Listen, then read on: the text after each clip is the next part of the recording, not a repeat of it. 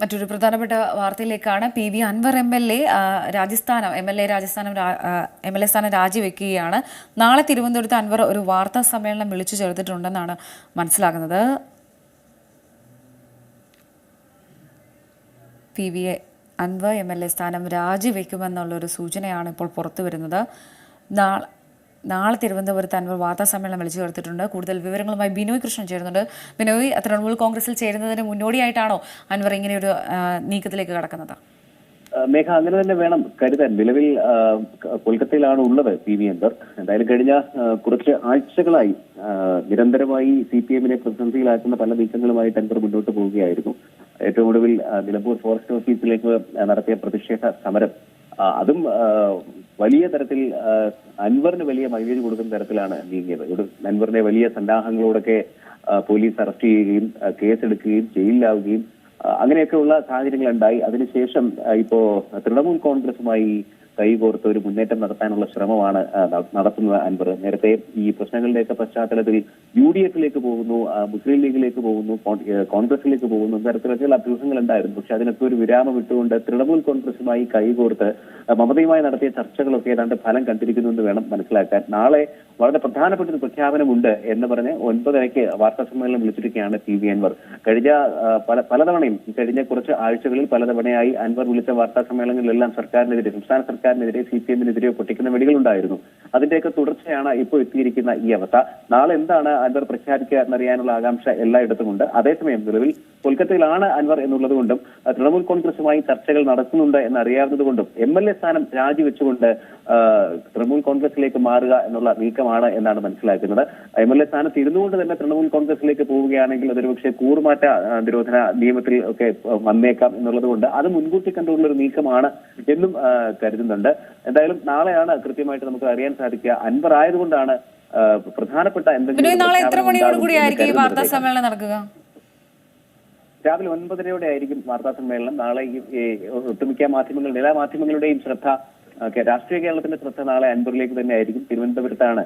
അപ്പോ MLA സ്ഥാനം രാജിവെച്ചുകൊണ്ട് തൃണമൂൽ കോൺഗ്രസിൽ അംഗത്വമൊന്നും സ്വീകരിച്ചിട്ടില്ല. തൃണമൂൽ കോൺഗ്രസിന്റെ സംസ്ഥാന കോർഡിനേറ്ററായിട്ട് പ്രവർത്തിക്കാനാണ് എന്നാണ് മനസ്സിലാക്കുന്നത്. കൃത്യമായിട്ട് എന്താണ് സംഭവിക്കുക എന്നുള്ളത് നാളെ വാർത്താ സമ്മേളനത്തിലാണ് അറിയാൻ സാധിക്കുക.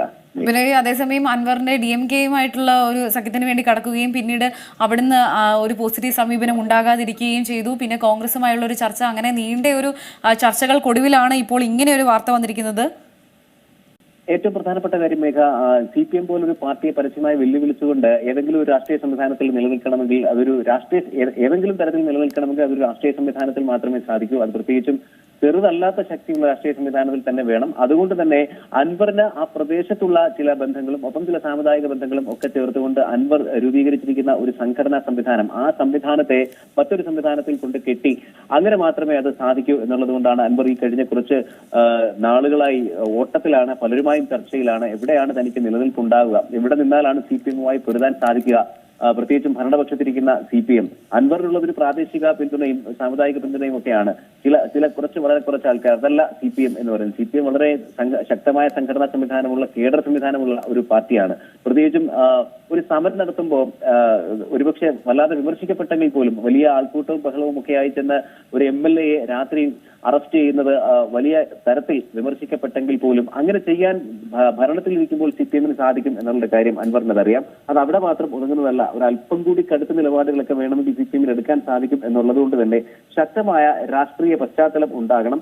നിലവിലുള്ള സാഹചര്യത്തിൽ അത് ഏതെങ്കിലും കരുത്തുള്ള സംവിധാനത്തിലാണ് സാധിക്കുക എന്നുള്ളതുകൊണ്ട് അത്തരം കരുത്തുള്ള സംവിധാനത്തിൽ മാത്രമേ അൻവറിനൊപ്പം നിൽക്കുന്ന ആൾക്കാരെ കൂടി ചേർത്ത് നിർത്താൻ സാധിക്കൂ എന്നുള്ളത് കൊണ്ടാണ് അൻവർ പലയിടത്തായി ചർച്ചകൾ നടത്തി ഏറ്റവും ശക്തമായ ഒരിടത്ത് ഒന്ന് ഒതുങ്ങാൻ, അല്ലെങ്കിൽ അതിന്റെ കൂടെ കൂടാൻ ശ്രമിച്ചുകൊണ്ടിരുന്നത്. ഇപ്പോ മനസ്സിലാക്കുന്നത് കൊൽക്കത്തയിലുള്ള പി വി അൻവർ തൃണമൂൽ കോൺഗ്രസുമായി ഒരു ധാരണയിൽ എത്തിയിട്ടുണ്ടെന്നാണ്. അങ്ങനെയാണെങ്കിൽ ഈ പറഞ്ഞ MLA സ്ഥാനം, കൂറുമാറ്റ നിരോധന നിയമത്തെ മറികടന്നുകൊണ്ട് പ്രവർത്തിക്കാൻ വേണ്ടി MLA സ്ഥാനം രാജിവെക്കുന്നു എന്ന തരത്തിലാണ് മനസ്സിലാക്കുന്നത്. മേഘ, അൻവറിന്റെ ഇപ്പോഴത്തെ ഈ തൃണമൂൽ കോൺഗ്രസിൽ ചേരുന്നു എന്നുള്ളൊരു വാർത്ത പുറത്തു വന്നതിന് പിന്നാലെ CPM-ന്റെ ഭാഗത്തു നിന്നോ അതോ തൃണമൂൽ കോൺഗ്രസിന്റെ ഭാഗത്തു നിന്നോ പ്രതികരണങ്ങളൊക്കെ ലഭ്യമായി തുടങ്ങിയോ? അൻവർ അങ്ങനെ ചേരുന്നു എന്നൊരു വാർത്ത സ്ഥിരീകരണമുള്ള വാർത്തയല്ല. ചർച്ചകൾ പലതും നടത്തുന്നുണ്ട്. ഇപ്പോൾ നിലവിൽ കൊൽക്കത്തയിലാണ്.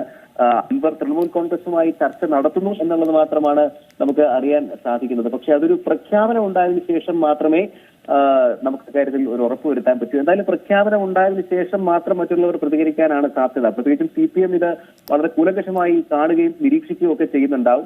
അടുത്ത ദിവസങ്ങളിൽ അൻവറിനെതിരെ ഇതുമായിട്ട് ബന്ധപ്പെട്ടുള്ള പ്രഖ്യാപനങ്ങൾ CPM നടത്തുകയും ചെയ്തേക്കാം.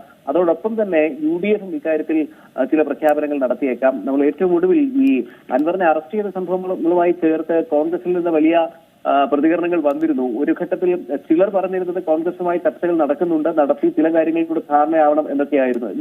മുസ്ലിം ലീഗുമായി അത് കുഞ്ഞാലിക്കുട്ടിയാണ് അത് പറഞ്ഞിരുന്നത്. പക്ഷെ അതിനുശേഷം കെ സുധാകരൻ KPCC പ്രസിഡന്റ് വ്യക്തമാക്കിയിരുന്നു അങ്ങനെ ഒരു ചർച്ചയും നടന്നിട്ടില്ല, അങ്ങനെ ഒരു ആലോചനയും നടന്നിട്ടില്ല. അതൊക്കെ മാധ്യമങ്ങൾ പടച്ചുണ്ടാക്കുന്നതാണ്. അങ്ങനെ നടക്കുന്നുവെങ്കിൽ താൻ അറിയാതെ നടക്കില്ല. UDF-ലോ അല്ലെങ്കിൽ കോൺഗ്രസിലോ അല്ലെങ്കിൽ ഇതുമായി ബന്ധപ്പെട്ട മറ്റേതെങ്കിലും സംവിധാനങ്ങളിൽ KPCC പ്രസിഡന്റ് UDF-നെ നയിക്കുന്ന പാർട്ടിയുടെ നേതാവ് എന്നുള്ള നിലയ്ക്ക് KPCC പ്രസിഡന്റായ കെ സുധാകരൻ അറിയാതെ അത് പോവില്ല. അതുകൊണ്ട് കെ സുധാകരൻ തന്നെ അത് പാടെ നിഷേധിച്ചിരുന്നു. അതുകൊണ്ട് തന്നെ കെ സുധാകരൻ നിഷേധിച്ച സ്ഥിതിക്ക് അങ്ങനെ ഒരു കാര്യം നടക്കുന്നില്ല എന്ന് ഏകദേശം വ്യക്തവുമാണ്. അപ്പോ ഇപ്പൊ നമുക്ക് മനസ്സിലാക്കാൻ സാധിക്കുന്നത് ഒരു പ്രഖ്യാപനം ഉണ്ടായിട്ടില്ലെങ്കിൽ പോലും കൊൽക്കത്തയിലായതുകൊണ്ടും പലരുമായും ചർച്ച നടത്തുന്നതുകൊണ്ടും തൃണമൂലുമായിട്ടുള്ള ബന്ധം ഏതാണ്ട് ഉറപ്പിച്ചു എന്നാണ്. അതിന്റെ പ്രഖ്യാപനമായിരിക്കാം നാളെ ഉണ്ടാവുക. അങ്ങനെയാണെങ്കിൽ രാജ്യപ്രഖ്യാപനവും തൃണമൂലിൽ ചേരുന്നു അല്ലെങ്കിൽ തൃണമൂലുമായി ചേർന്ന് പ്രവർത്തിക്കുന്നു എന്ന പ്രഖ്യാപനവും നാളെ ഒന്നിച്ചുണ്ടായേക്കാനാണ് സാധ്യത. മേഘ. ശരി, PV അൻവർ MLA സ്ഥാനം രാജിവെക്കുമെന്നുള്ള സൂചനയാണ് ഇപ്പോൾ പുറത്തുവരുന്നത്. നാളെ തിരുവനന്തപുരത്ത് അൻവർ 9:30 വാർത്താ സമ്മേളനം വിളിച്ചു ചേർത്തിട്ടുണ്ട്. തൃണമൂൽ കോൺഗ്രസിന് ചേരുന്നതിന് മുന്നോടിയായിട്ടാണ് ഈ നീക്കം എന്നാണ് വിവരങ്ങൾ നൽകുകയായിരുന്നു ബിനോയ് കൃഷ്ണൻ. ഏറ്റവും പുതിയ വാർത്തകളും വിശേഷങ്ങളും വിരൽ തുമ്പിലറിയാൻ Zee മലയാളം ന്യൂസ് എല്ലാ ഡിജിറ്റൽ പ്ലാറ്റ്ഫോമുകളിലും ലഭ്യം.